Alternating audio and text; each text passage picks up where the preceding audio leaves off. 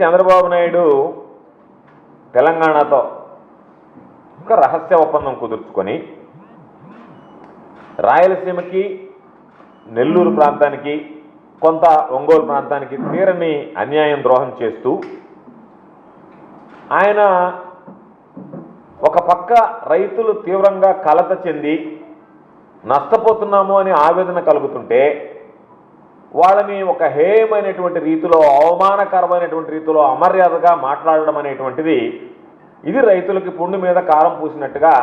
వాళ్ళని మరింత బాధించేటువంటి పరిస్థితి ఏర్పడింది. ఇప్పటికే